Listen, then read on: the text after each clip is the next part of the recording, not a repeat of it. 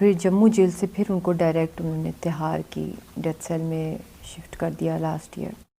ایک دہشت گرد کو بھی یوں نہیں کوئی رکھتا.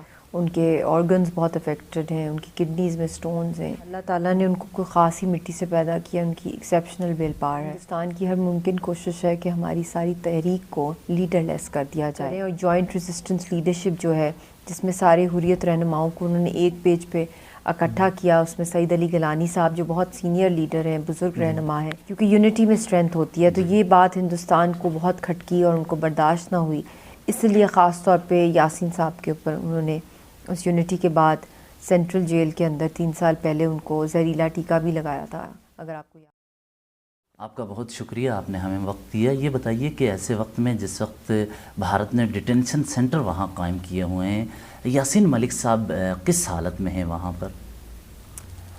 دیکھیں وہاں پہ ان کو پچھلے 1.5 ایئر سے ان کو پہلے تو انہوں نے سری نگر جیل میں رکھا, پھر وہاں سے جموں جیل شفٹ کیا. پچھلے سال فیبروری 22 کو ان کو اریسٹ کیا, اور پھر جموں جیل سے پھر ان کو ڈائریکٹ انہوں نے تہاڑ کی ڈیتھ سیل میں شفٹ کر دیا لاسٹ ایئر اپریل کے اندر. اور ابھی تک وہ وہاں پر ہیں, اور ان کو بہت وہاں پہ ایک خطرناک سچویشن میں رکھا ہوا ہے, کیونکہ 5x7 فیٹ کا وہ ڈیتھ سیل ہے. فیملی سے کوئی رابطہ نہیں ہے ان کا, ان کو فزیکل اور مینٹل ٹارچر کیا جا رہا ہے, اور کھانے پینے کا بھی انہائیجینک ہے, اور ایک اوپن ٹوائلٹ ہے اسی چھوٹے سے پنجرے میں, اور وہ انچیں لمبے ہیں کافی.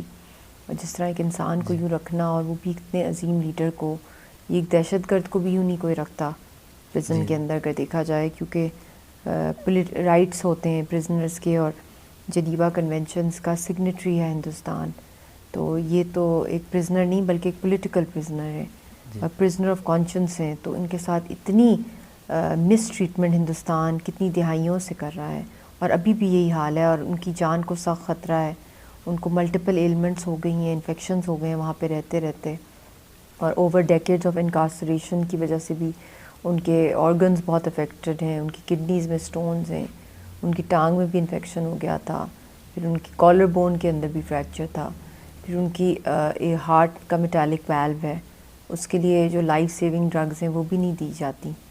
تو بہت خطرناک حالت میں, مگر الحمدللہ اللہ تعالیٰ نے ان کو کوئی خاص ہی مٹی سے پیدا کیا. ان کی ایکسیپشنل ویل پاور ہے, اور ان کا ایمان کی پاور بہت اسٹرانگ ہے.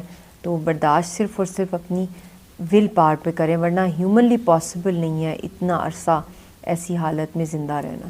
اچھا, ہم نے گزشتہ ماہ عرب نیوز کے حوالہ دیا جس میں یہ کہا گیا تھا کہ وہ ایک واحد لیڈر ہیں جو پورے ریاست کے لوگوں کو اکٹھا کر سکتے ہیں. باقی لیڈرز کا اس میں نام نہیں تھا, جو ان کی قربانیاں ہیں بے شک, لیکن یاسین ملک صاحب کا انہوں نے نام لیا کہ وہ لوگوں کو اکٹھا کرنے کی اور ریاست کو بچانے کی صلاحیت رکھتے ہیں. اس دوران ان کے سیاسی سفر کے حوالے سے کیا سمجھتی ہیں کہ کہیں رکاوٹ ڈالی جا رہی ہے اور وہ رک رہا ہے ان کی غیر موجودگی میں؟ دیکھیں ڈیفینیٹلی لیڈر جب ہوتے ہیں تو وہی لیڈ کر رہے ہوتے ہیں, اور ہندوستان کی ہر ممکن کوشش ہے کہ ہماری ساری تحریک کو لیڈر لیس کر دیا جائے.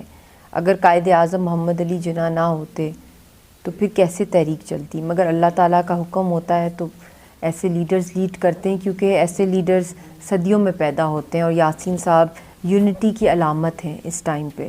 انہوں نے بچپن سے لے کر اپنی جوانی پوری قربان کر دی, اپنی فیملی لائف قربان کر دی. اپنی بیٹی کو وہ بہت کم دن دیکھا انہوں نے اپنی, اور وہ 8 سال کی ہوگی ہے, 6 سال سے انہوں نے نہیں دیکھا.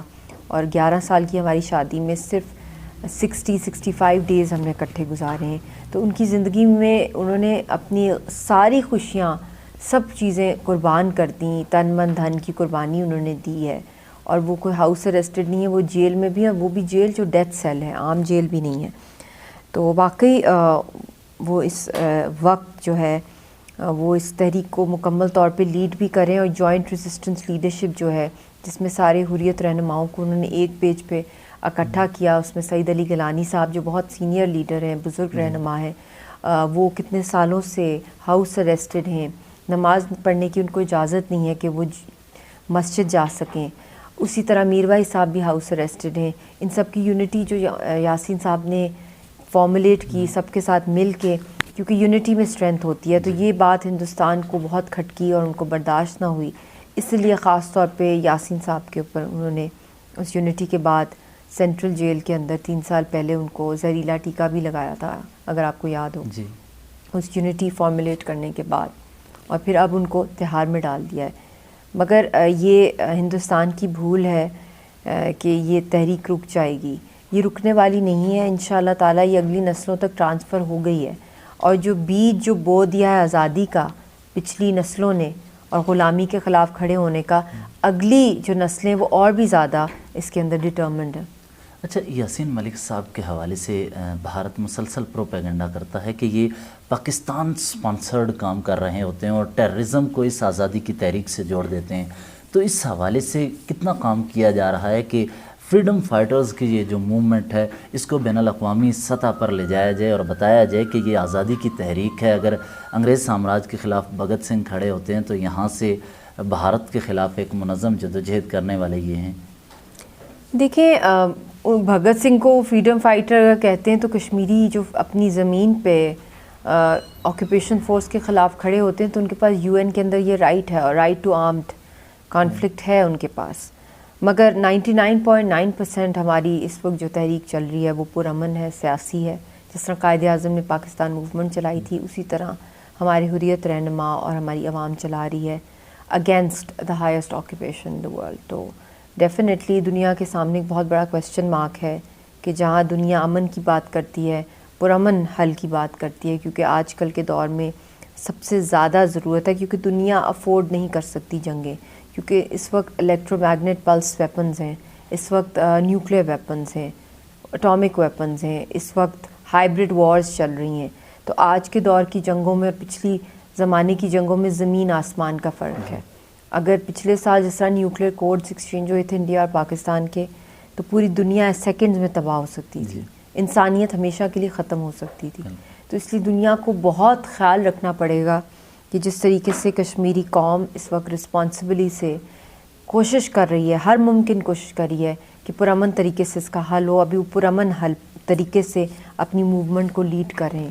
اگر یہ پرامن سے آرم اسٹرگل پہ مکمل طور پہ چلی گئی تو پوری دنیا تباہی کی طرف چلی جائے گی. تو میں یہی سمجھتی ہوں کہ اس وقت دنیا کو ہوش کے ناخن لینے چاہیے اور کشمیریوں کو وہ اسپیس دینی چاہیے انٹرنیشنلی کہ ان کی آواز سنی جائے، یو این کی قراردادوں کے مطابق یہ مسئلہ حل کیا جائے. ورنہ اس کی جو کاسٹ ہیں پوری دنیا کے لیے، چاہے وہ سیکیورٹی کاسٹ ہیں یا اکنامک کاسٹ ہیں یا پیس کاسٹ ہیں، وہ اتنی ہائی ہیں کہ ان کو ارریورسبل ڈیمیج ہو سکتا ہے اگر یہ حل نہیں ہوا. آپ کا بہت شکریہ، آپ نے ہمیں وقت دیا. ویلکم.